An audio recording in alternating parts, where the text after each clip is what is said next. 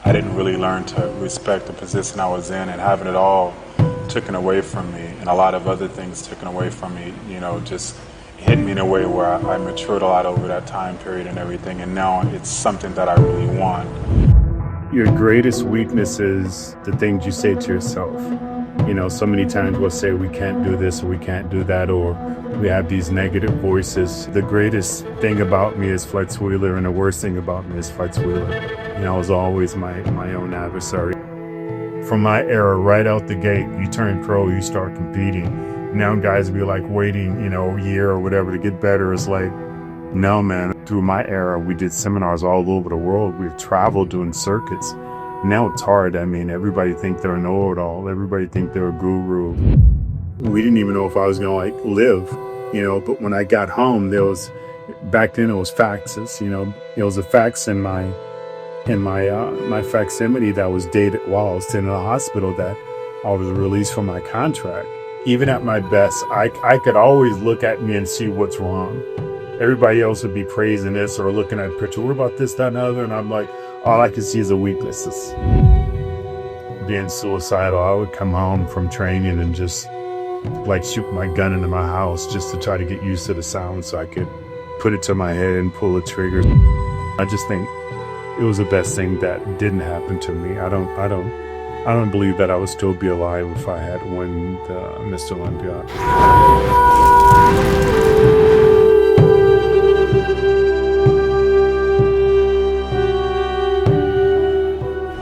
Podcast is sponsored by Pomps Place. Visit us at www.pompsplace.cc for all your supplement needs. Pomps Place.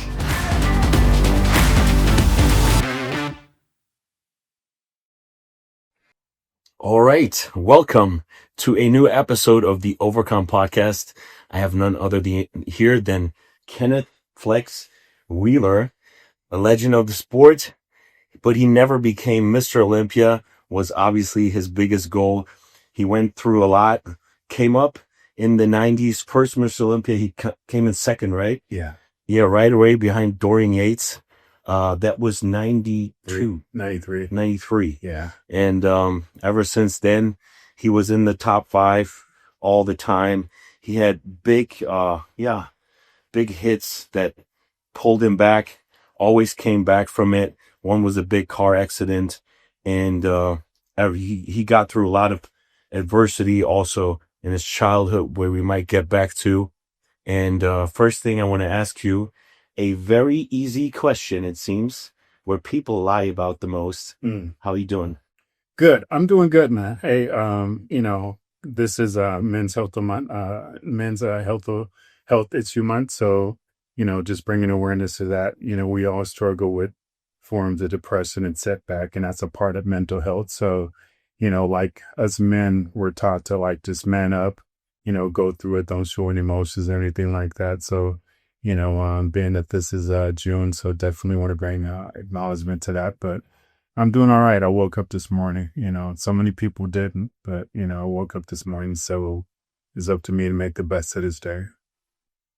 Yeah, that's good. That's good to hear, because you have been through a lot. We talked about, I kind of teased it a bit in the beginning. I want to get back into that a little later. Obviously, a lot of things that make you progress in life or make up your mindset come from your childhood.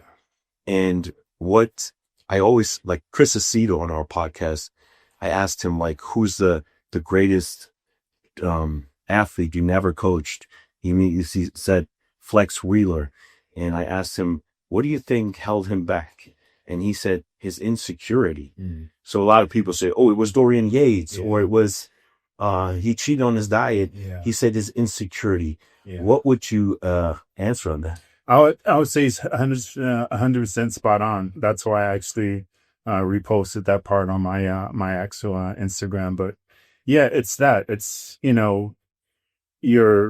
your greatest weakness is the things you say to yourself. So many times we'll say we can't do this or we can't do that, or we have these negative voices, that we hear in our head.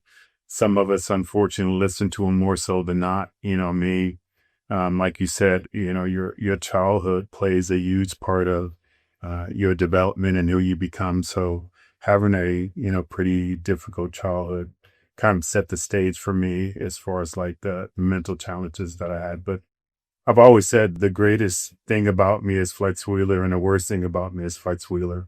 I was always my own adversary. I was always competing against myself and, what I thought in my head and my illusions of, things that I thought was happening that wasn't happening. So no, he was 100% spot on. Why were you insecure, and did you want to prove it to people from the past? Yeah, just my childhood, being raised on, welfare, which is government, assistant. Everybody in my neighborhood was raised on that. Being molested at a young age. I was 5. First time I was molested and up through like 16. So those mental challenges, growing up dyslexic, back when they didn't really understand what dyslexia was, and, being told you're stupid and, not being able to read or understand properly or be able to write properly. I could always, like getting through high school, my teachers started paying a little bit more closer attention to that. So a lot of the tests, they would just bring me in and ask me those questions, and I could then, verbally, answer them. But putting pen to paper and stuff like that was really difficult. So Major announcement, guys. The Peptide Encyclopedia is now for free to download. Check out the link in the description or the pinned comment, or go on my link tree and you get it for free. And the Anabolic Handbook is also available. All the compounds from A to Z broken down into benefits, downsides, administration, and so on. One favor I got to ask you, though, if you could subscribe to this channel to help it grow, to get the highest caliber people on this podcast, that would be amazing. Thank you so much. Now on with the episode. and even now, so the back when I grew up, childhood was really rough. Kids were rough.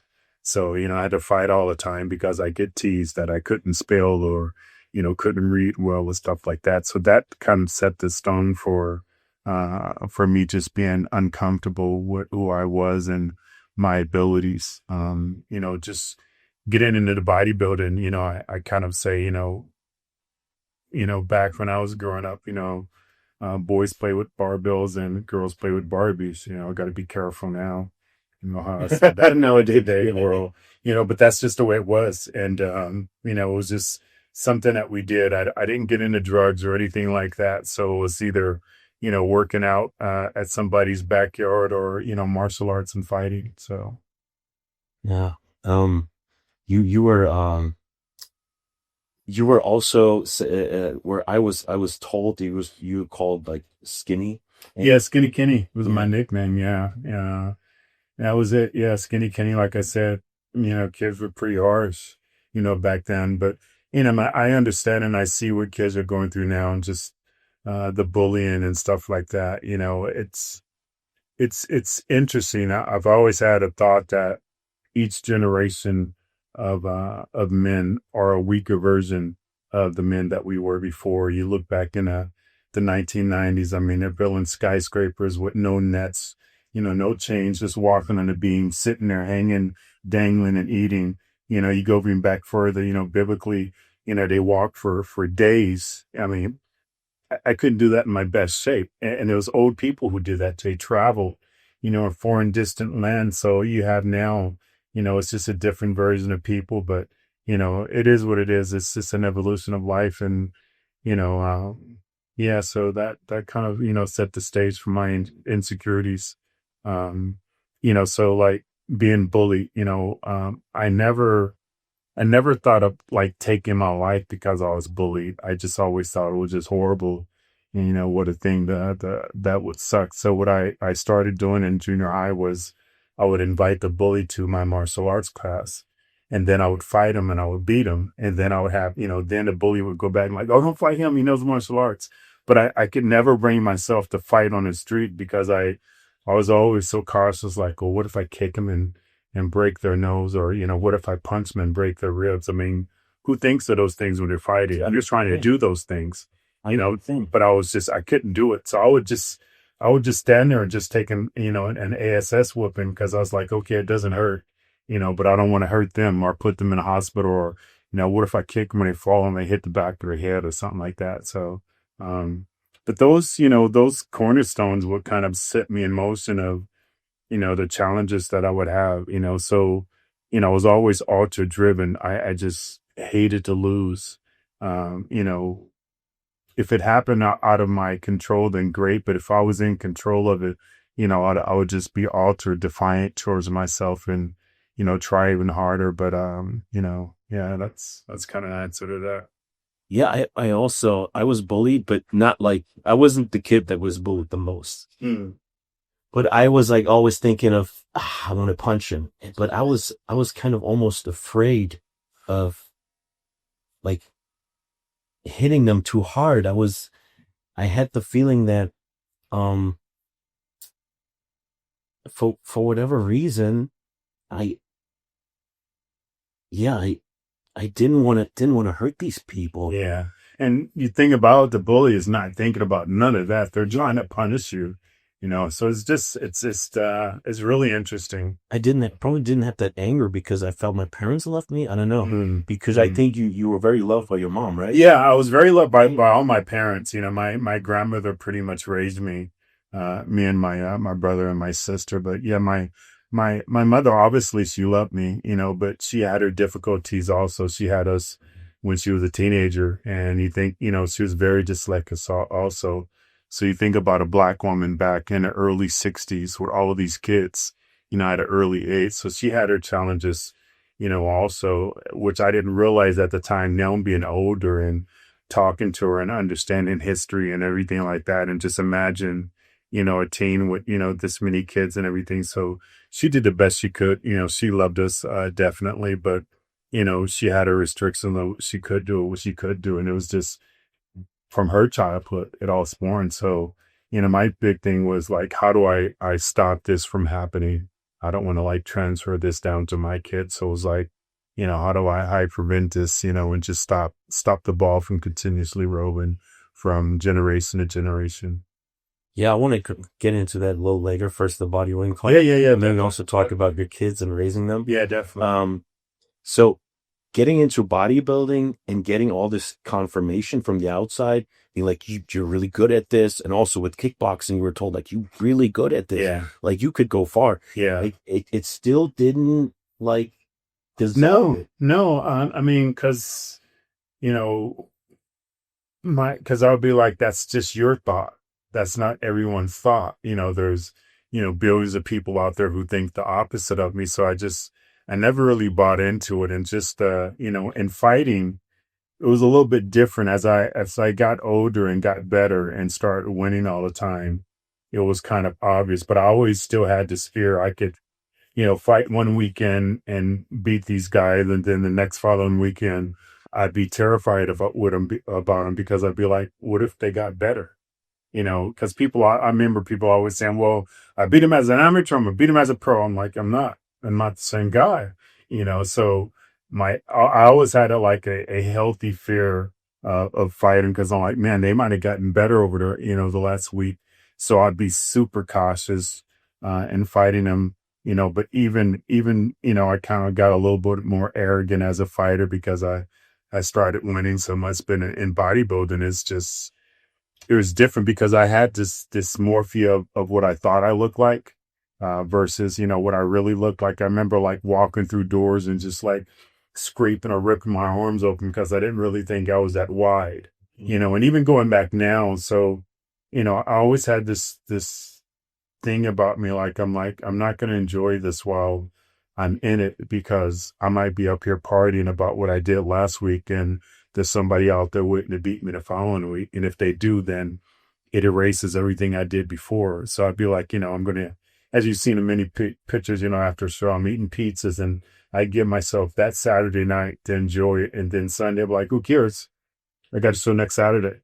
They're not going to be afraid of me, so why should I be worried about, partying about that when so I'd always be like, I'll enjoy this when I'm done. But during the heat of this battle, there's no time to be doing, to be enjoying it. So, And then it was just, you competed all year. Back then we competed, if you're an amateur, then you're doing each national show trying to win. And then as a pro, you compete, and the start in February would be the Ironman. Then you have the Arnold Classic right after that. And then right after that, you go over and you do the Grand Prix. And back then it would be like you fly in and that Friday you compete in one country, and then you fly out that Friday night and you'd be in another country the next Saturday and you compete in that day. And then you fly out that Saturday night and another, so it was that. And then if it wasn't that, it's like trying to prepare and get better than you was the last show. So it wasn't a season. Like now they call it an off season. There was no off season. We just competed, that's the way we made money. For me, I was always driven about competing because like, this is how I make money. I didn't come from money. So I'm like, I don't make money sitting at home. So, you compete. That's why we competed like up to 11 times a year. It was just so normal back then. And even the guys before us, look at Mike Christian and all those guys, they won in the Grand Prix, they competed. That's how you won, That was almost a blessing. yeah, it was amazing. You might have given up in these days. Yeah. Earlier. Well, I mean, guys now they'll calculate it on which show they're going to go into or, something like that. It's like from my era, right out the gate, you turn pro, you start competing. Now guys be like waiting, a year or whatever to get better. It's like, no, man, it's like, out of the frying pan into the fire. And that was just normal. That was just normal. But, I had this, this dysmorphia of what I thought I looked like. And even at my best, I could always look at me and see what's wrong. Everybody else would be praising this or looking at a picture. What about this, that, and other? And I'm like, all I can see is the weaknesses.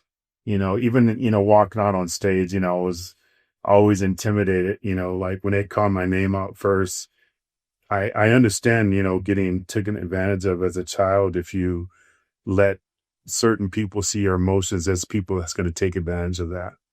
So I just learned to like not show my emotions and try to show the opposite. So, and I was an introvert also. So most introverts, when they're out in public or they're on display, they're extroverts, because they're trying to hide their weaknesses.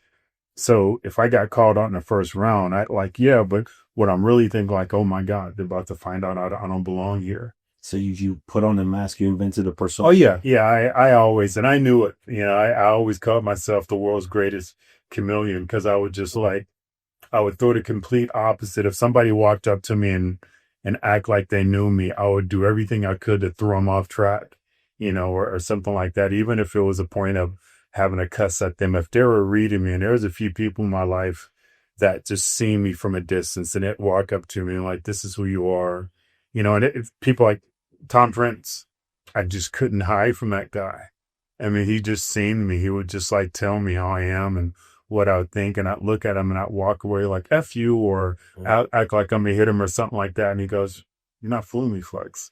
So there's a few people who seen me like that, but everybody else is like, no, I just try to, just be the complete opposite of what they thought, to keep them from really reading who I am. Or again, it was just that fear if they understood how emotional I was, then they're going to use it against me. Like Sean, we're really close. He knew a lot of the challenges I was going through, but he would verbalize them in magazines and interviews and stuff like that.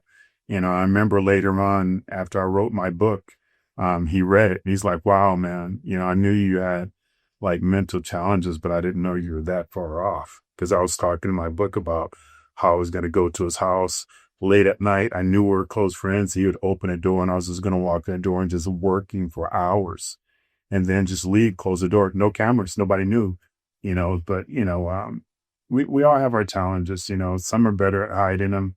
Some are better at lying to themselves about it. And some are just oblivious. I just never want to be one of those guys who just like, thought I was the SHIT and my shit didn't stink. I was just better than everybody else because there was so many of those people. And they were confident. There was nothing wrong with them. They just had an air of confidence. But I look at them like, I remember, a time when it really hit me. We were backstage at the Olympia, and back then they'll put us in rooms. And I was just in rooms with a bunch of guys who just barely made it there. I've been competing for a while. And, we're laying on the floor and they're just talking about how they're going to win and this, that, and the other, and they're training. And I'm laying there and I'm like, wow, man. I mean, these guys absolutely have no chance of making the top 10, but they have this incredible belief. I'm like, wow, what's wrong with you, man? You can't even like believe and say like, I'm going to win. And that was 1998, and I was like, wow, I blew this Olympia, but man, I'm going to go out on stage and I'm just going to pose hard and believe and give it everything I got. But it was at that point I just realized like, wow, you can't even believe in yourself, so that was, again, just going from my childhood and what I went through. And I mean, you were in the crew at Goals. Yeah. And if like Rico, he's still there. Yeah. I love the guy. Yeah. He's Awesome. amazing. And Chris, and like, I kind of guess, but I kind of guess Rico read you. He knew, right? Yeah. Rico, we're really close. I mean, me and Rico and Chris and Rico had we all had our own different relationship, but no, I was really brutally honest with Rico about a lot of things I was going through. He was just mature enough to handle it. He never threw it in my face or anything like that. He would challenge me on certain things, but I knew me and Chris had a completely different relationship where I could never like be vulnerable to him. I remember, one time it was after after 93, and I was getting ready for a show and he's like, man, you know what you need to do is, and he's like, never mind. I was like, no, tell me. He goes, never mind. And then later on after we retired, he finally told me like, dude, what were you going to say? And he goes, I was honestly, I was going to say, you just continue shooting for that 93 look. Don't get bigger. He goes, but I knew if I told you that, it'd be hard to beat you. And I was like, I'm like, damn, man. I'm like, I told you everything about working out and what I did and all that stuff. I thought it was fair game. I never knew that you held back things, because you didn't want to be that good. I mean, again, the whole story about me and Ronnie, I came from an era where that's how we learned. I learned from old timers, back in my gym, and, Mike Kristen and all those guys who would sit down and talk to me about stuff. So I never had a problem with sharing it with anyone. The truth is what I shared with Ronnie, I shared with a lot of other pro bodybuilders. That was just written in his history, in his DNA, for that to happen. So, but I was like, in fighting, like I wanted a person to be at their ultimate best. I wanted them to be like way up here confident. So when I defeat him, it's obvious. There's no excuse. I didn't want to, like know something that he didn't know. And that was the reason why I won. I was just, what I considered as a pure, predator. I just wanted to just go after the alpha male and just like have everybody believe in this person and them having such a belief. So if that's the case, then afterwards and I win, there's no excuse, right? Oh, well, I had a torn muscle or this. No, you're at your best. So I just always looked at, competition like that. I wanted everybody to just be 100% ready. And, if I won, there's no dispute about it. There's no arguing. So I was always naturally like that I was just like, trying to help everyone if I see something. Yeah. But most of the people, they feel offended anyways. Yeah. So it doesn't even matter. Like you don't even have to try because like you want to genuinely help them and they just feel like offended and they don't want to hear it. Yeah. Especially now. I mean, the days of seminars are done with, but that's how we all learned. I remember going to Lee Haney's seminar after I won in Mr. California and he was talking and he actually announced me in the audience. So like, oh my God, this dude knows who I am. He invited us to go and eat with him, after Firehouse, but we all learned, went to seminars. And through my era, we did seminars all over the world. We've traveled doing circuits. Now it's hard. I mean, everybody think they're a know-it-all. Everybody think they're a guru or they can learn from, your videos. A lot of the videos now, that I see people train is like, man, it's unfortunate. There was no cameras back then, but, like they would say like their strong set. I mean, every set for us was just ultra max and we did it throughout our entire workout. I mean, we would finish, just as strong as we were before. It was just, it was just different times, but it was beautiful, man. The 90s, training with Rico and Chris, now we realize it, but, back then we didn't realize that we were making history or like just a part of something bigger than that. So it was just normal to go in there and just like bang hard, and just be barely able to walk out of the gym. And, I remember like being angry after each workout, kind of like, how do I outdo that tomorrow? And I literally go to sleep just dreaming like, how do I get better? Than that workout. And then I go in and have a better workout. Like, geez, how do I do that? But it was always that competition with myself of trying to conquer, what I did before. Um, so there was on a podcast I saw, Patrick David was, where you said that, what does it really matter? You compared yourself to two other Olympians or so. And you're like, what does it really matter? Because they have an Olympia title to them and I don't. Yeah. No, he was saying that the respect I have from other Olympians and other competitors and stuff like that. And, it doesn't matter. They have something I don't. I mean, I didn't understand it then, how powerful Olympia was and the history of it. I didn't grow up like that with magazines in my gym and stuff like that. So I didn't know the history of it, but I mean, your trajectory of life just changes when you win Olympia. It doesn't matter whether people like you or not. They're going to buy what you have. I mean, back then, we would bring suitcases of shirts and pictures and we would sell out, I mean, easily making $15,000 to $20,000 a day, but when you have that, I remember when Ronnie, years before didn't do well, hardly anybody bought his photos, but after he won that Olympia, he's like, dude, he goes, man, I made $20,000, $30,000. He goes, I sell out. I'll have stuff flowing in, to make more, but it's so much respect that they have for those Olympia titles. So, they call me, uncrowned Mr. Olympia and all that. That's great and everything like that, but it doesn't really, contribute to the accolade of actually having that title. I don't know. I think you're 100% right when it comes to back before social media. But nowadays, as they all can see you, like when you didn't win the Olympia, you had actual less visibility. Like no one saw your picture on the magazine cover and such. Yeah. And I think now, dude, you are so, you don't even realize it. I think still, like every other guy says Flex Wheeler is the best of all time, my favorite physique of all time. And you know how many Mr. Olympias they put after you? If they would like who the best physiques of all time. So many times you had everyone's top 5. Yeah. We had 19 Mr. Olympias. Yeah. So you're 14 ahead. Yeah. So, I think the impact is so much more, especially nowadays, that you don't want to change with the number 19 that has a Mr. Olympia title, actually. Right. I think you can like, you're way more for people. And as you are yourself, it's probably hard to get it, but like all of us, like we watch Flex Wheeler, we're like, shit, damn, that's the ultimate, look. So I think that impact is so much more. Like Urs, who I trained, the Flex Wheeler, my favorite, he's like third now, like also like right at it. There's so many guys, like ask anyone. Yeah. No, I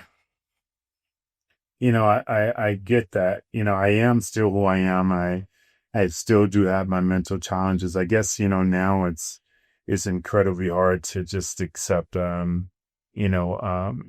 compliments. I've always been that person. That's why I came off arrogant, because somebody be like, wow, that's a nice car. I'm like, it's just a car, or like, wow, you got a great physique. And I'm like, well, it's just your opinion, So I always find a way to lessen that. But, I do understand that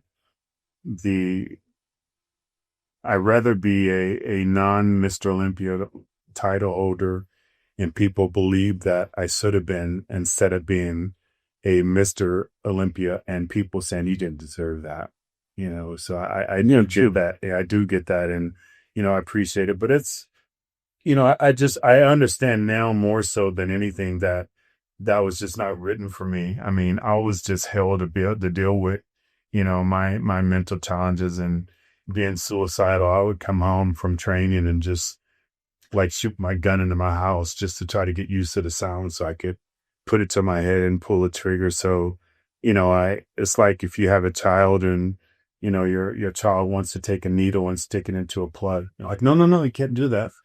Well, I understand now that that just would have been too much power for me, so I fully get it that, my father in heaven is like, no, you're having a hard time dealing with what I gave you. I can't give you that because you'll be uncontrollable then. So it doesn't bother me anymore. I used to always wonder like, wow,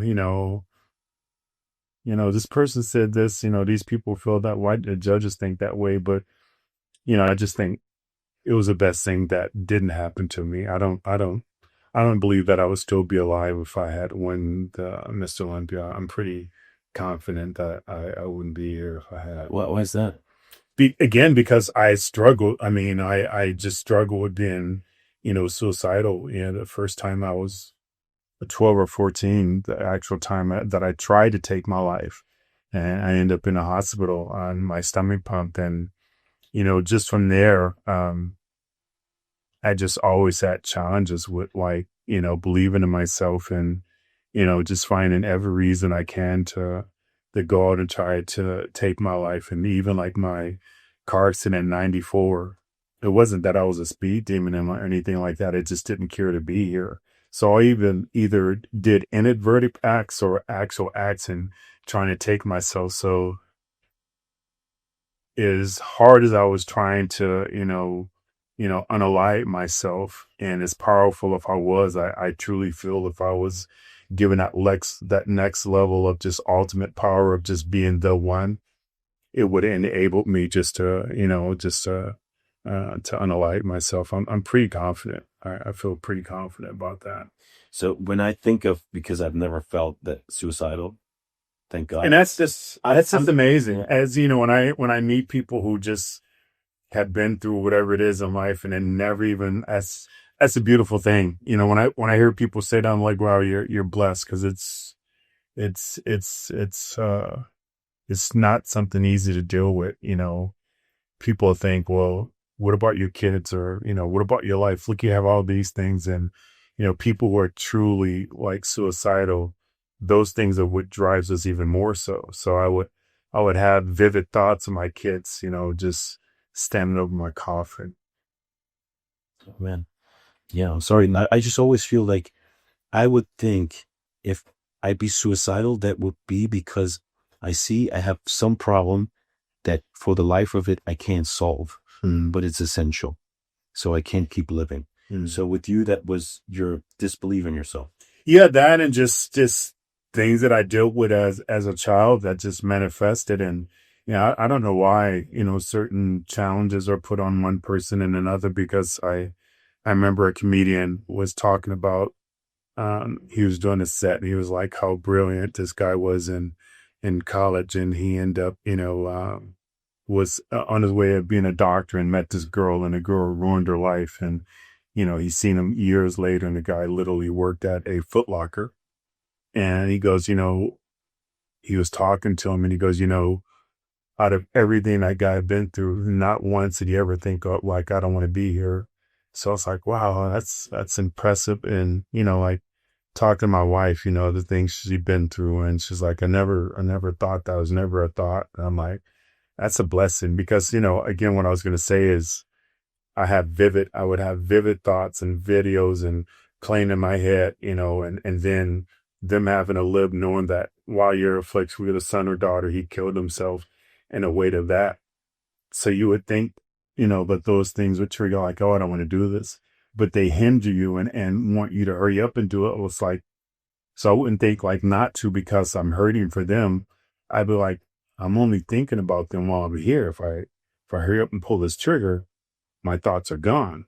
So, and it's just a distortion. So, like maybe 2 years ago, I was literally, maybe 2 years ago that urge, those feelings were, taken away from me. And now it's like, what I wouldn't do, for my kids, I'd stand in the way of anything in harm. And why would I ever put that on them? But it's just, I guess you can almost say just, um, a visible of a person going through life and, never hearing. And finally they get hearing aids, like the whole world, everything is different from them. Or just, you don't have on a good pair of glasses and you've always been hard to see and you always thought you seen something in life and it wasn't that.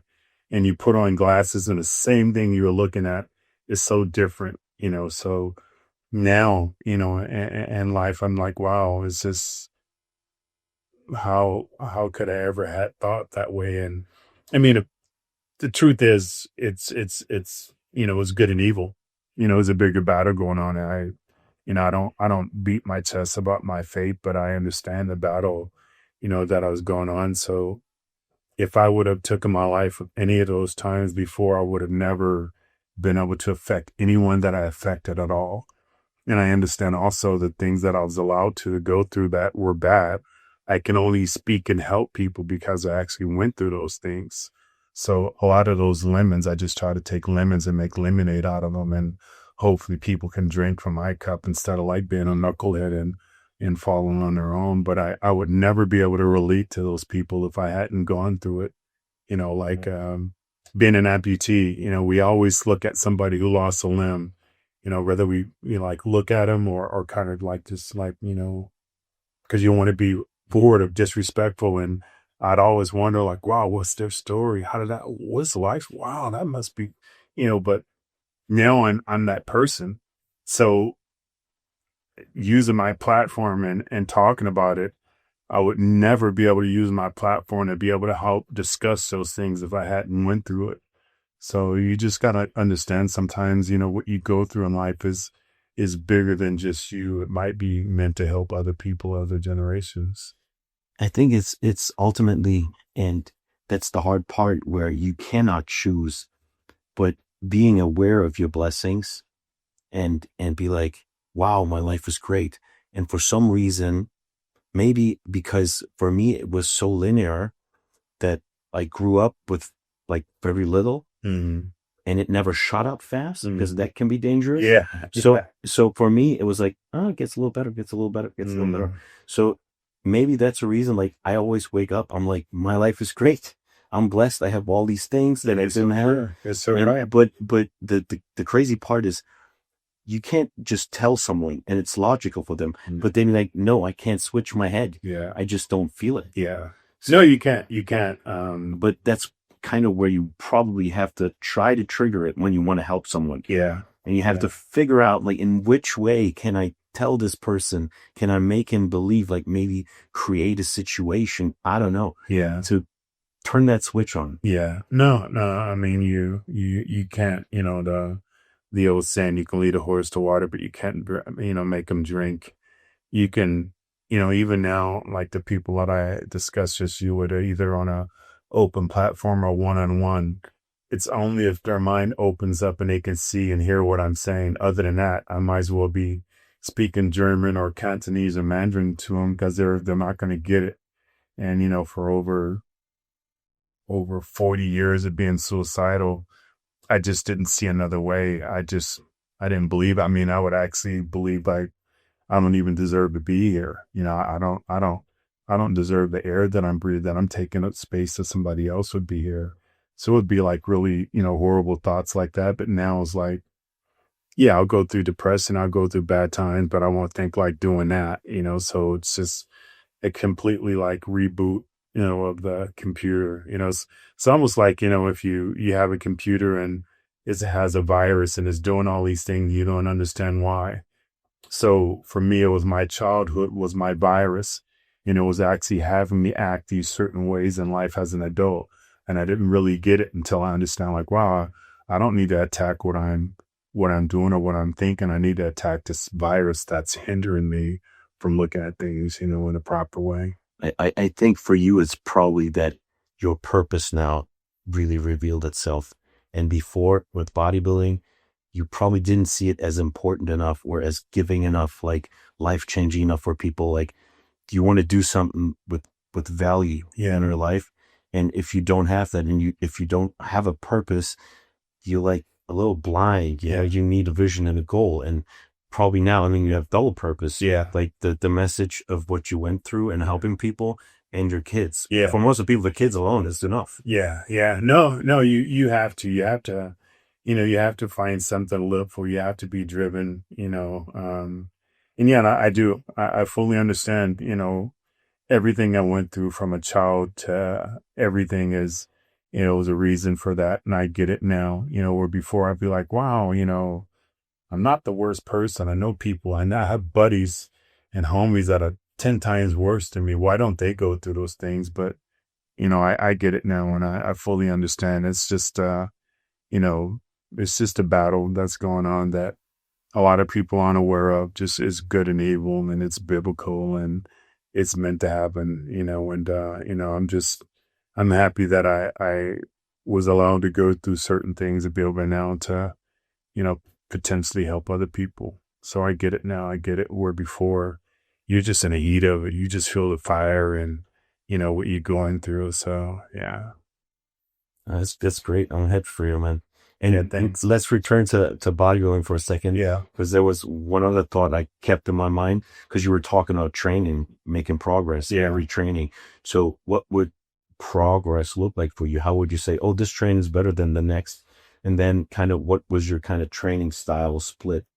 So it was just the intensity. Just the intensity. I mean, intensity isn't defined by, in my belief, intensity isn't defined by how much weight you move, or anything like that. Because, say that you're having a good day and you're strong and you go in and, for the sake of the conversation, we'll use numbers that just are unrealistic. So people won't pay attention to numbers, but you go in the gym and you squat 1,000 pounds, you do it for reps and it's easy, no problem. And next time is leg workout, you can barely squat 200 pounds, you're freaking about to crap yourself and blood is shooting out of your nose and you only get 10 reps. Which one was more intense? Well, the latter, it seems. But we look at intensity as in how much weight that person moved. So for me, just going in and just being able to be incredibly intense, like if we're about to do a PR, we get psyched up, we get mental, we're breathing hard, we're focusing. My thing was like, even the very first rep had that type of intensity and you'll get that type of return, in the volume of that. So it was just that. So me, a better workout was just how much more intense and dived in I was about my workout. Our splits, we took Sunday off. So we did a 4 on 1 off, which means you end up training 6 days a week. So always Monday was day 1. So day 1 is leg day. You're at your freshest, you had the most, carbs and nutrients in your body that you didn't have to have a deficiency because of a workout after that. So it was always leg day, Monday. Then I think it was chest and, back, shoulders, and, we'd always do splits. So if we came in and did legs, it would just be quads. That was it. We'd be spent. We'd come back in at night, we'd do hamstrings. So we always did double days and stuff like that, How long would those sessions last? It just, we were so competitive and just so like, at each other's throat. So it was 3 of us. So if we're doing sets of 10 or 20, almost if you count 1 through 20, then the next person 1 through 20, like we will literally be like sitting, chomping, like, dude, you're done. Get up. It's my set. So it wouldn't be like, though, breathing. You can do that often, man. Get up. We'd like be forcing a person. So it would almost be like within like a minute if you're counting. So it was to be over and over and over like that. And we walk to the next, exercise, and we'll be that same way as like, man, I want to get in there. Get up, dude. Get up, or, to counting the reps. So repetitions, I understood that we're going to go all out, but no matter what, we don't want to stop. So if we're going 1, 2, 3, 4, and we're starting to struggle, then we would change the cadence. 1, 2, 3, but it would never be stopped to the point where we would just stop in between. Yeah, we're just driven, we couldn't wait to get in there. I was different. So I wouldn't be there like Enrico's or Chris's face, I would always walk away after my set. And they'd always they'd always jump on me like, dude, why do you walk away? And I'm like, because I want to stay focused. I just want to stay in it. I don't want to see you. I don't want to hear nobody else. I don't want to see nobody else. I will put my head down or just close my eyes because I'm like, man, I need to stay, just entrenched in this. And even, we do cardio together and they'd always like, man, we're not doing cardio with you. You're boring. You won't talk, you'll just sit there and do. I'm like, I'm struggling, man. I'm like, I'm giving it everything. I got nothing to give you. So they'd walk away and to go do their cardio on their own. I'd be stuck doing my cardio by myself. But I just always would just want to stay immersed in it. I understood that, I could create my best when I'm at my worst. I couldn't go out and hang out and go to the movies or something like that or go to the mall. No, it was eat, sleep, train, travel, compete. That was it. Tunnel vision. Yeah, I had to. I couldn't. And I really like I really had a hard time with other people who could come in and bang hard, but they can go off and just live life. No, I get it. It's not all about that. But, Rico and Chris, they would play video games all night, and then come in the morning and train hard. And then we go and eat at the firehouse and we split up and they go and play videos more. I'm like, how do you do that, man? I got to go home. I got to sleep. I'll pass out and drive back home and sleep when we come back and do it again. So, I just never really understood how people can live. For me, it was like a double lifestyle. I almost had to lie to myself to like, I'm normal. This is normal. Not doing anything else but this. This is normal.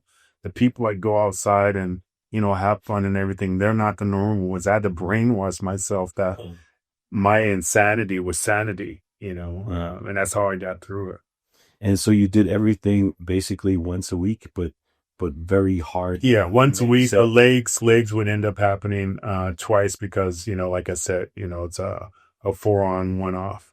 So okay, but then you said you start back on Monday. Yeah, on Monday. So then you do double sessions with the same ones that the 4 you did before? Yeah. Ah, okay. Yeah. So okay, to make up. Yeah. Okay, that's pretty intense. You think? No, actually, no. It's 5-on, 1-off. 5-on, 1-off. So and then Sunday is what? Yeah. Huh? What's on the Sundays? Sundays almost like, we couldn't not do it. Almost like Sundays we would come in and just to do cardio or just something, it was just hard to stay out at a gym. And, when we got deeper into church, it would be like, okay, we can't train unless we go to church first, and they would come afterwards. But yeah, I was just immersed in it. I didn't really have a lifestyle, even with my kids, being younger, I didn't celebrate my birthday, or it was hard to celebrate theirs because I'm like, man, I got a show, or I'm hard to train and trying to get better. So my focus was always that, yeah. I heard that sometimes before the show you would not believe in yourself, would give up. Oh, all the time. And then like cheat or yeah, all the time. It was weird. I only walked into one show thinking that I'm the man and you got to come here, take this away from me. And I was the Iron Man. I just always went to the Iron Man like, man, this is my house. Come get it if you want. What year was that? Well, I won every year and I lost 1 year to Chris. I think that was 99. I lost to Chris. But up until then, I just kept winning. I won 5 times. So, and then I was unheard of. So I didn't really, like, now people think of like breaking records and repeating things. It was just kind of like normal, for me. But so like the Olympia and everything else, I've talked about it so many times, but I would actually dress in the best like Jordan gear so I can go and hang out or go to the club or something afterwards. And I just sabotaged myself. What it was is I would just go so hard and be so focused, I would break. And then when I break would be a time that I'd cheat. And I'd be so angry and disgusted with myself that I broke. I'd go even harder and I'd break quicker. instead of just pacing Punch myself. yourself. Yeah, instead of just pacing myself, I would just, so I'd break again and cheat. Like, God dang it. Now it's going to take me 2 weeks to get back on track. And I'll just go at it. And instead of saying it's going to take me 2 weeks, I'd take that 2 weeks and make it into one and break quicker. And it'd just be a repetitive cycle. But, I just, I didn't think I was going to win after 93 and Dorian win, and I didn't understand what the Olympia was and, taking second or anything like that. I remember the first time I met, Sturge, Olivia, we're walking back to the hotel and he said, let me open the door for you, son. I was like, oh my God, man, this is Sturge Olivia. He's like, you won that show. And I'm like, I don't care anything about that. I'm talking to you. Yeah, so I didn't get it. So after that, then, I was kind of like written that I was going to win in 98 because Dorian had retired and, I was ranked number 2. And, it was just pressure. I couldn't handle the pressure, of all the magazines. They basically had like my name on the trophy already. And I was like, man, this is a lot of pressure. And I would just break under that pressure. And like I said, I just didn't believe it. And then when Ronnie won, and then I came back in 99 and that was one of the first times ever that I just gave everything I had, in Olympia, and I didn't cheat. I actually got I stayed at a hotel closer to the gym, and I lived there for, like 2 months. So I didn't have to drive or anything like that, and just went everything. And, in 98, he won by 3 points. So I'm like, I made a huge change. I changed like 17 pounds heavier on stage and, just as equal shape. And he was a little bit off. And I was like, oh, I got him. Because we'd take our clothes off and we're brutally honest with each other. When I knew he was going to, when people walk up to him before the show, like, man, you got it. Because we could see everybody. We just knew. And, in 98, people were like, man, you got him. You got him. He's off a little bit. And you can kind of feel that energy that a person gives out. And he ends up winning with a perfect score. And it just dawned on me. It's like, wow. So, that opportunity's gone now, and I got it, in 98, I had signed with a opposing company. I left Weeder 17 days before the show. I'm sure you heard of this story. I left, 17 days before and signed with another company, and Ronnie had no contract. He was with, I think, Metrics, and they had let him go. He signed like after prejudging or something. Yeah, so we actually prejudging. We took the taxi back together, and he's like, man, Joe had me doing some photos. I'm like, cool, man, Ronnie. I don't care. I'm just happy. I just signed a crazy contract, And he's like, I'm like, cool, Ronnie. I go, man, you look good. It's like, no, man, you don't understand. Fucks, I turned pro before you. Joe ain't never even said my name or hi to me. I was like, huh. And then we actually took, a taxi back to the Olympia. And he's like, man, I signed a contract. Joe signed me. I'm like, cool, man. I mean, great. So in our understanding, he was never even called out in the first 2 rounds with us. So I didn't think he was even just a threat. We didn't even got. That's weird. Yeah. Impossible, actually. Yeah. Back then they judged the posing round, and, I was believed to be a better poser than Ronnie. So we felt that I was going to win a posing round, and then pose down. It's just a matter of your character. I was more flamboyant than him. And I was actually trying to demonstrate my power, that I would pose and I'd walk to the other side of the stage and everybody would follow me. So I would pose until everybody got there, and then I turn around and walk away. I'm like, come on. So I'm like trying to show that I'm the person in charge. Yeah. So he ended up winning those 2 rounds. And if you look at it mathematically, he would have to win those 2 rounds to even beat me. So, we kind of felt that's what happened. And, in 99, it's like, wow, I made some huge gains. So I closed at 3 points, but then he ends with perfect score, which really actually helped me, because if he hadn't, I would have thought like, okay, take a little more of this, push a little harder, and I can change that. But it actually just demonstrates to me like, wow, that option, that door is closed for you, bro. It's is no, taking that back. And on top of that, Ronnie was just fierce. He never took his foot off the gas. Off season, he always died. I remember I'd go to his house. He would come to my house before the Olympia and stay with me. And he just always ate clean. I'm like, dude, you don't ever? He goes, no. Roll ketchup. Yeah, that's it. That's it. But I was known to eat like pizza and just garbage after that. So,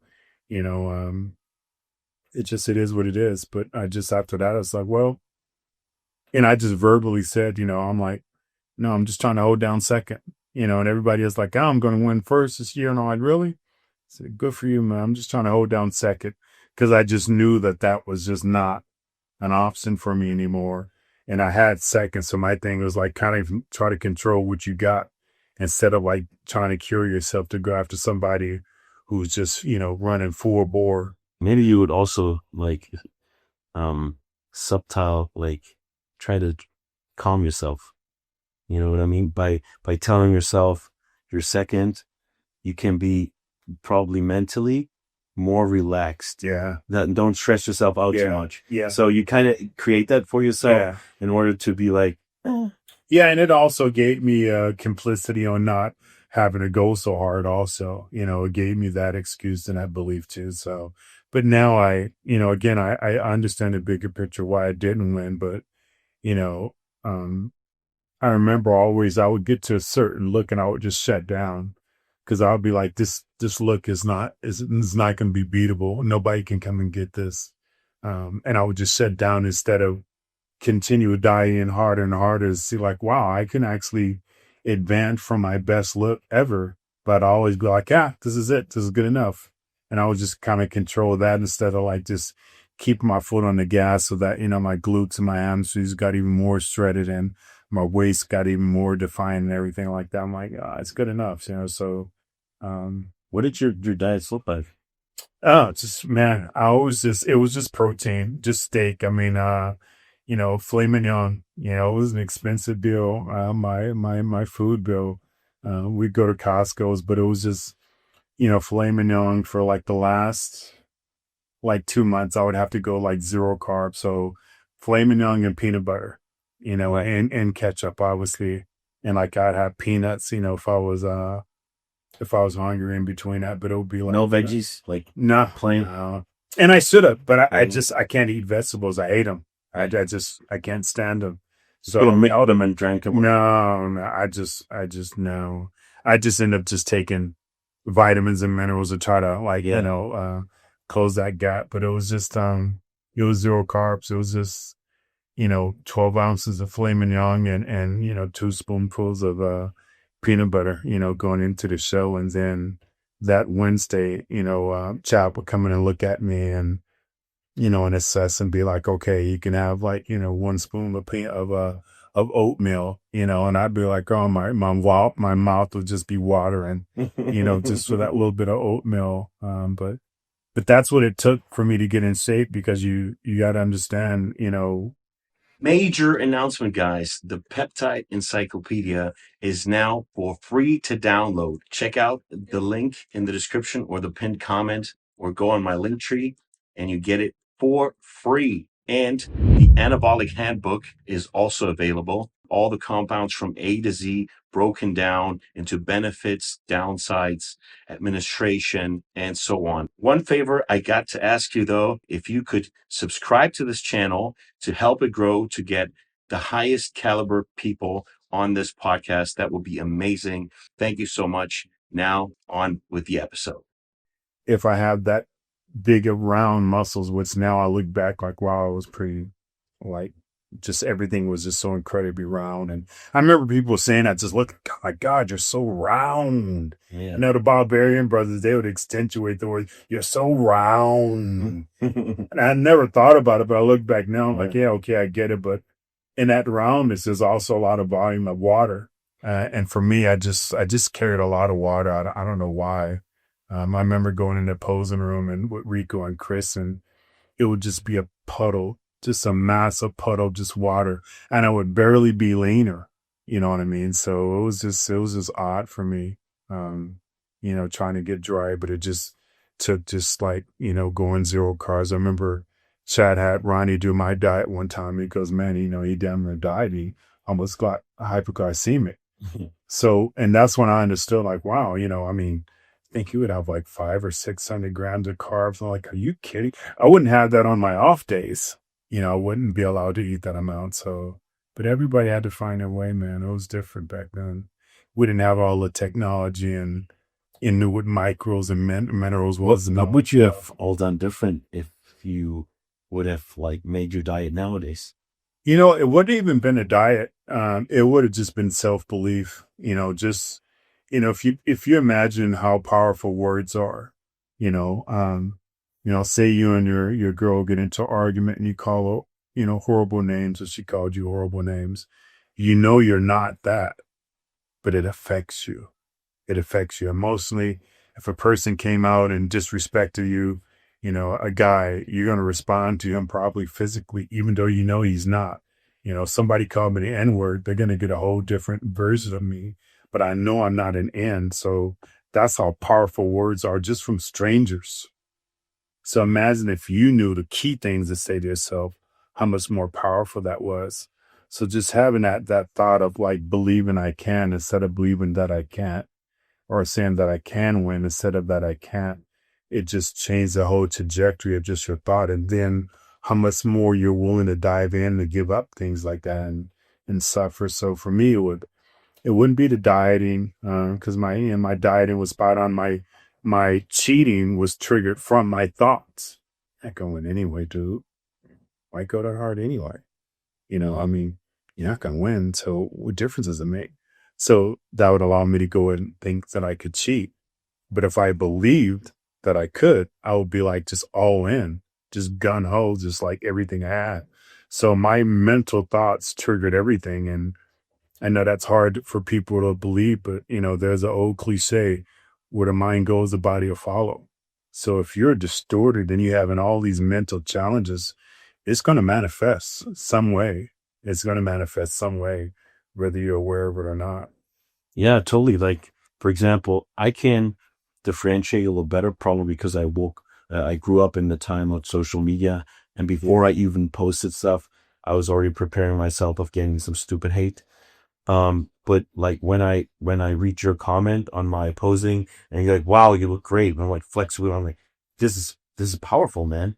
Like everyone will say that, like screenshot of your comment forever. So things like that and certain other people also where I give value to, if they give you words of encouragement or anything, but also in me that can do a lot. And that makes me also believe more in myself. Yeah. And it doesn't, like I said, it doesn't matter if it's a positive or a negative things. It'll just change your whole trajectory of how you respond, how much more willing you are to dive deeper into it.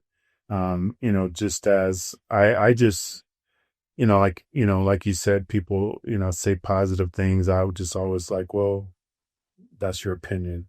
So I always try to stay even, even if I was having a great day, I would calm myself back down like, dude, a bad day's coming. So why get so high to fall so low? So just kind of just stay there, which is not really a great way of living life. You're controlling things and you're controlling your thoughts and your emotions. But yeah, I just deal with a lot of mental, challenges that I see now. And I'm really proud to hear so many other, visual people that have a massive platform and just being open and honest about it. I remember hearing, The Rock finally talk about where he was suicidal and he had a hard time in college. And I sat back like, wow, how powerful is that for everyone who follows him to hear that are back in the darkness somewhere in some foreign land or some small town who's dealing with the same thing, thinking like I'm the only one. And they see somebody like that admit to us like, wow, I'm not indifferent. I'm not a weirdo. I'm not strange. It just validates, your feelings. So I just always just thought it was just best to be honest with people, and just let them deal with the honesty. And then it's up to them to deal with it or not. Especially it shows you that if you're at the same spot and The Rock was there, where you can end up later. Yeah. Like these people are like this, like I can't get out of it. Wait, this guy was in the same thing and Yeah. he's go back now. Yeah. Well, I might Yeah. be able to. Yeah. And, I mean, when I came back and competed in Olympia before I lost my leg, I remember, just all the time people would ask, like, why don't you come back? Why don't you compete?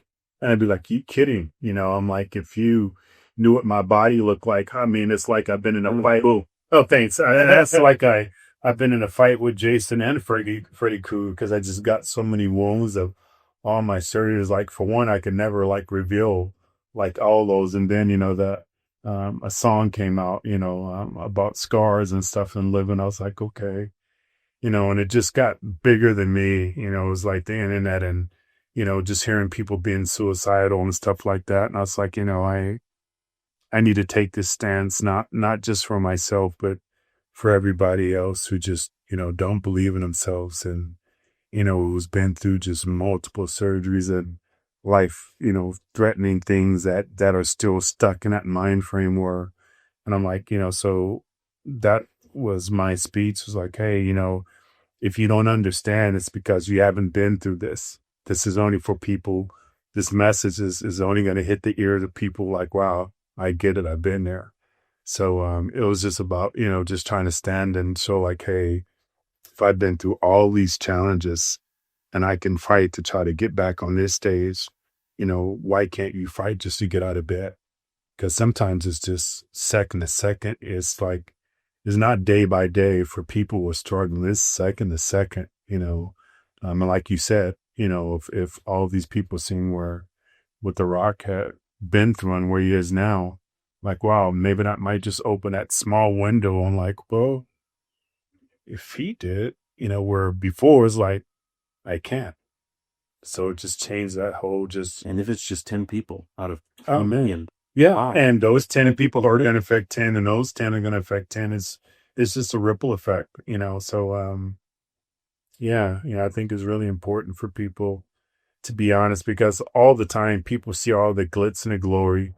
They see all the accolades, the house, the cars, or whatever it is that you have, the flamboyant life, but they have no idea of what grind or hell you've been through. I remember, I can't think of his name right now, but he was like, every overnight of success is 5 to 10 years in the making. Yeah. But especially now where the internet is so powerful, people see where we were and they're like, they want to get that now. I mean, like, first time I went on stage, I was 13. So, being where I consider myself as a great poser, an artist and trying to pose I went through 10 years of just like horrible, but it wasn't on the stage. It wasn't in center light and everything. So about time I started getting, like videos and being on ESPN back when American Sport Network was a big thing.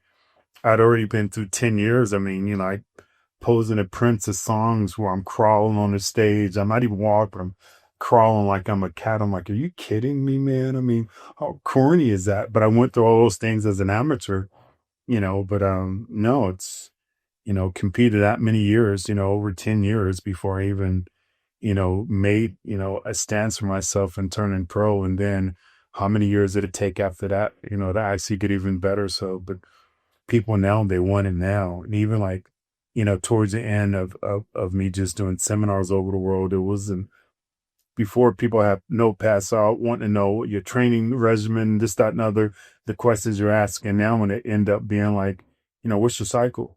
Oh, yeah. And I just remember, I remember Rico calling me out about it. Chris had just won his first Ironman, and it was a year that I retired, and we ended up going and watching Chris win. And afterwards, me and Rico went to the gym when we were training. It's like, man, because Flex, you could have been in the top 5, just the way you look right now. And I kind of looked up at him and looked down, and we kept training. And he's like, no, serious, man. I'm like, why won't you compete? And I looked at him like, Rico, I'm like, what do you mean? Why would I go on stage and get my ASS smacked by cats that would never be able to get with me, if I was just, full bore? And he's like, So we're competing more. And for him, I understand he was never even able to go on a pro stage and compete. So it's like, man, are you telling me you can place in the top 5 in a major show and you won't do it because you can't take drugs? And he just looked at him and goes, Flex, man, you're not an athlete. You're a drug addict, man. You know how Rico is and all, like, it just infuriated, me and my ignorance.